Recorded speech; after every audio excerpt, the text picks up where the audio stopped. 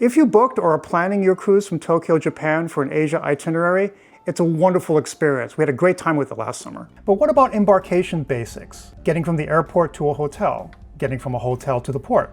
And what about the port itself? In this video, we'll share all of that from our own experience, plus important tips along the way. There's a lot to unpack, so let's get into it. I'm Troy, and this is the Port Lowdown. Tokyo, Japan is the jumping off point for lots of Asian cruises, not just all over the coast, but neighboring South Korea and Taiwan too, among others. On our trip, most of our shipmates were Japanese or from other Asian countries, so cruising is way popular as a regional vacation option here. English speakers are well provided for, of course, but you'll notice many services geared with locals in mind. So cruising here for a Westerner is just as much about cultural immersion as it is straight-up relaxation. It's a travel adventure. Now, to state the obvious, Tokyo is vast and a poster child for information overload with tons of activities, tons of travel options, and tons of information to help navigate it. Now, it can be intimidating and overwhelming, but let's break this down. Now, if you want to save time, you can reference our chapters in the description to jump to a specific point. So let's get oriented. I'll use Tokyo's central train station as a point of reference, since it's a central hub for many destinations within the city and beyond. First, there are two international airports. Haneda International Airport is 19 kilometers south of Tokyo Station, 18 minutes by car, 23 to 25 minutes by train. If you want to land almost immediately in the action of the city, you'll want to come here. Because the other is Narita International Airport, a whopping 69 kilometers east of Tokyo Station, roughly 50 minutes by car, at least an hour and a half by train. When it comes to the actual dock you're sailing from, when the cruise line says Tokyo, they could mean at least 4 different terminals. They are Tokyo International Cruise Terminal, in the city itself, about 11 kilometers south of Tokyo Station, about 16 minutes by car, 36 minutes by train. It's big, fancy, and slick. It's pretty cool, but it's not the main go-to embarkation port. Most cruisers, including us, sailed from Yokohama, 36 kilometers south, about 33 minutes by car, 41 minutes by train. Of the 3 terminals on offer, the big daddy is Osanbashi, with its distinctive sailing deck design. It's also central to downtown Yokohama and Chinatown. There's also Shinko, aka Hammerhead, a roughly 25-minute walk west, pretty much next door. This accommodates smaller ships and its fancy pants with its slick, well-appointed mall, food court, and a luxury hotel on site. It's also close to the modern Minato Mirai district with its amusement park and the Cup Noodles Museum. Then there's Daikoku, which accommodates the biggest ships and is isolated just east of Yokohama Bridge. It's 8 kilometers northeast of Osanbashi and requires getting across the Yokohama Bridge to town. Not the most ideal location, but it may not be too relevant if you're simply taking a taxi from your hotel. Which brings us to overnight stays. Now, this is not the port where you want to land and go on your ship the next day. Oh, no. The distances from your airport to your terminal are often too great, and the jet lag is often tougher than anticipated. Besides, staying in Tokyo or Yokohama for a few days will give you a chance to not only recover, but take in some sights, experience a new culture, and orient yourself to a really big public transportation system. It pays to take your time here. There's a lot to take in and get used to, especially since cruise itineraries here tend to be very port intensive. Now, we chose to stay in Kawasaki, just north of Yokohama, and provided lots of shopping and hotel options. It's also more local, with a less touristy vibe. So you'll be flying into either Haneda or Narita. Let's go over both experiences of being there and getting out. Myself, my son, and in-laws all landed in Haneda. We went for the convenience of being closer to our hotel in Kawasaki. Walking out from the gate, we got our steps in as we headed to immigration. It's a good 10 to 15 minute walk, although there are some great bathrooms along the way. When we got there though, the immigration area was jammed with incoming flights, so it was, frankly, a zoo. Well, we later found out that there were several high-capacity flights arriving at pretty much the same time that we did. Now, there are 2 forms to fill out, one for customs and one for immigration, which are fairly short and easy to do. I tried to do their online version, but it actually took more time to fill out since I had to register an account as well as enter the info. So it's best just fill those out on the flight, by hand, before you land. We would have saved some time if we did, as well as some headaches. Okay, once out, you'll likely face this exit at the international terminal. A few immediate orders of business: bathrooms and money. Bathrooms are to either left or right at the far ends of the concourse and are, to be expected, super nice. There's also ATMs for cash, which we recommend over any money exchange services, which have high fees. Now, there's been some debate about not needing cash in Japan. That's a much more cashless society than it used to be. Our take? You'll need it, at least enough to cover a few days' expenses. We found that while credit cards are, indeed, in higher use, having yen on hand will save you lots of headaches and give you maximum flexibility. Here's an example. We experienced a few instances of cab drivers that had credit card readers, which is more the norm. But the reader wasn't working when we finished the ride. Suddenly, we needed cash. Even some businesses at the airport itself require cash, so we advise on getting some. Back to the exit facing forward are your transportation options. Let me guess, you're tired, you want to get to your hotel ASAP. 3 choices: train, bus, or taxi. Train. You'll find ticketing options just past the central information booth to the left. I'll be covering specifics on ticketing, including the all-important IC cards, in my future Tokyo and Yokohama protocol videos. There's lots of help to guide you in the process on site as well. For now, let's get a snapshot of your options here. There's 2. Number 1, Tokyo monorail to the Hamamasucho station, then transfer to the JR Yamanote line for points inside Tokyo. Pretty nice terminal just past the train ticket machines and up the escalator to the left. And funky vending machines, of course, this being Japan. Fresh squeezed orange juice. And these packets shaped like cigarettes, called tobacco, and they take pains to explain it's actually tea packets. Now get those kids started early on tea.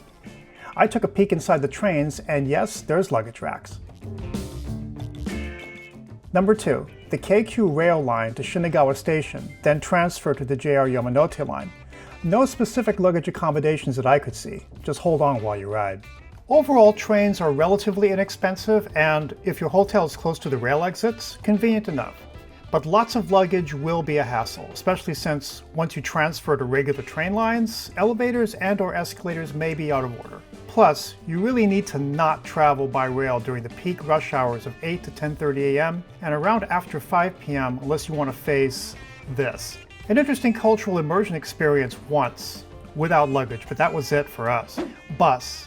There are lots of different buses leaving from their departure concourse a short walk away from center, past the elevators and several yards away along a corridor. Look for the signs, then go downstairs. There are lots of stops here along this corridor, with designated numbers and schedules for each type of bus and route. There's a bus ticket counter just to the left of your exit, and that's what we recommend getting a ticket. The staff speaks English and are quite helpful. While you could get tickets from the vending machines downstairs facing the bus stops, I found them a bit challenging. With luggage, we recommend the limo buses, which look like this. They have a 2-bag limit per passenger, but have luggage holds and go to various points in the city. You can even book these online ahead of time. Now, be sure you're reserving a limo bus and not the local buses, which are inexpensive to use, but have no space for luggage and are slow, as they are older commuter buses that make lots of stops. Let's just say we learned that lesson the hard way.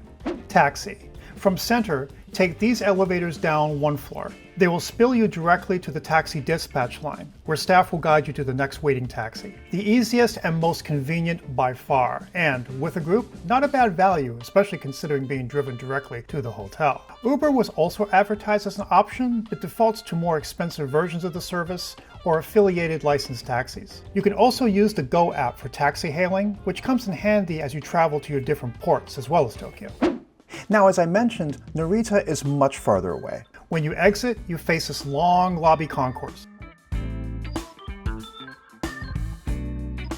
From the center, there's a south and north wing to the terminal, but services are pretty much mirrored for both, with a centrally located tourist info counter and lots of food and shopping. Baggage forwarding service, premium washrooms promoted by the toilet manufacturer, information booth, meeting point, convenience store, always my happy place, SIM cards, storing a local legend, and similar options to Haneda, train, taxi, or bus. Train. Take these escalators down to the railway ticketing and gates. Lots of information offices. Lots and lots of signs, and a layout that can feel a bit daunting. Here are the 4 options here. Number 1, Keisei Mainline and Access Express. This is a standard commuter train with no dedicated luggage racks. Inexpensive, but slower and subject to peak crowds. Number 2, JR Sobu Sobu Rapid Line. The least expensive JR train option, it'll get you to Tokyo Station in about 90 minutes, but it's a standard commuter train with no luggage racks and subject to crowding during peak. Number 3, Narita Express, DNX, which will get you to Tokyo Station in about 60 minutes. Kinda pricey, at 3,070 one-way as of recording, but they offer round-trip tickets at a discount. And if you happen to have a JR Rail Pass, this covers it, but you still need a reserved seat. Good luggage rack support. Number 4, Keisei Skyliner. Approximately 40 minutes to Keisei Ueno Station, which is close to city center. I use this one to come to Narita to pick up my wife. I'm reverse engineering this, but here's what I found. This is a Keisei special line, so you need a two-part fare. The base fare and an additional limited express surcharge ticket from the ticket counter or special machine. It's 2,580 one-way as of recording. You can book this ahead of time online and even uses handy-dandy face recognition technology, so if anyone's tried this, let me know. You get an assigned seat with your ticket. Be sure to locate it or you'll be asked to move by the ticket agent on board, even if the train isn't crowded. Overall, a great ride. Ample luggage support, nice comfortable legroom, fold-down tray for work or food or whatever strikes your fancy, clean bathrooms, USB chargers, and of course, a vending machine. Taxi. Considering the distance, I wouldn't do this unless your daddy Warbucks. For your information, the racks are outside and across the street. Just follow the signs. Apparently, they've had some issues with unauthorized cabbies, so just be aware. As with Haneda, Uber is mostly a taxi hailing device, but with ride prices that reflect the much greater distance. Bus. Just outside along the sidewalk are the bus stops, with dedicated assigned numbers. Now across the street, there are bus racks for the nearby airport hotel shuttles. Narita has many international chain options and lots of shuttles to go to those hotels. But if your aim is to cruise port, it makes more sense to simply go to town and stay near your intended ship. I also found out that for cruise line charters, like for agents picking up tour groups and taking them to the buses, they'll meet them at the international terminal, they'll meet them right back there, and then they'll take them to the bus, take them to the parking lot or wherever the bus happens to be. So they'll come scoop you up right here. For us, we chose the limo bus to get back. I used this to take my wife and I to Tokyo and it worked great. Luggage storage at the bottom, ample legroom, small but convenient tray, USB port, and a tiny but really funky and clean bathroom. You can book online ahead of time or use this bus ticket desk directly in front of the terminal exit outside the concourse. Price is $3,600 from Narita to Haneda Airport and $4,000 from Narita Airport to Yokohama Station. Now among the destinations available is the Yokohama train station, which has its own special bus depot and taxi rack. It's called YCAT, Yokohama City Air Terminal. You get off in an underground section of Yokohama's huge station complex at the east exit sign. You should see this when you get off the bus, not that, which is the west end. The train station maps can be a bit confusing on this point. Sometimes they're oriented in one direction and sometimes the other. Just stick to east and you'll be cool. Anyway, the small complex has dedicated stop points marked as Y1, 2, 3, etc. Sloped ramps and available luggage carts make transport easy. Inside are several waiting areas, food, lockers, and another slick bathroom down the hall. The taxi stand is to the side, downstairs, and at first I was scratching my head.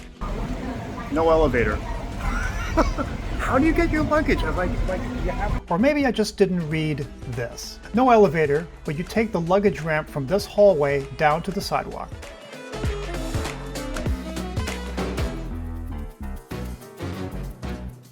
If you're not sure about calling a taxi, you can always ask the information desk inside or use the Go app if there's no taxi there. Now we found this station to work well in reverse too. We dropped off my in-laws on their way back to Narita after the cruise. Just get the cab from the port. Pretty easy. One big reason we prefer the limo bus, you need never carry your luggage. It's all loaded for you, full service.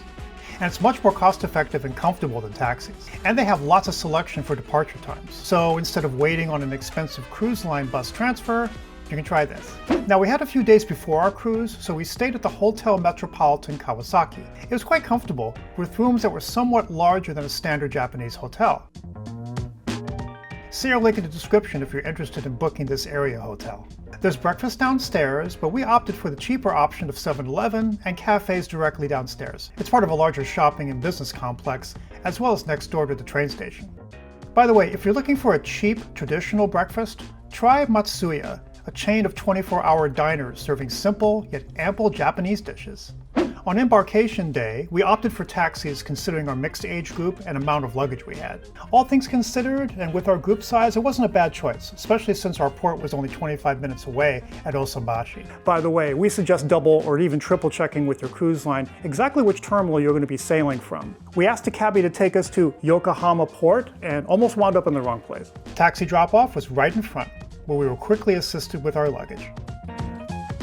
This vast, interesting space will get a full detailed treatment in my port of call video, but rest assured, it's a smooth process to the ship. It's one big floor space, so no going up and down multiple levels or confusing layouts. Lots of seating for waiting, clean and simple bathrooms, some food and shopping, and various tourist support services. The big space and efficient line systems kept the processing short and simple. We were on the ship from arrival in about 15 to 20 minutes.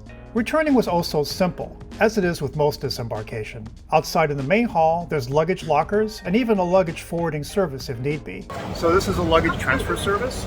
You get out of the terminal and you can come here and get your baggage taken to your hotel for a fee. Taxis are right outside, and unless you're staying in town for longer, probably the best option for leaving town, especially if combined with the limo bus for YCAT. One of the coolest things about sailing from here is the great send-off, with a full band, and lots of family members waving goodbye. Besides, it's a lovely view of the city skyline. Now, if you got some good info from this video, don't forget to like and share with your shipmates.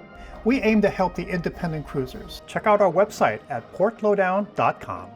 Be sure to check out our other port videos, as well as ship tours and tips. And as always, we love your comments. Keep them coming, and happy travels.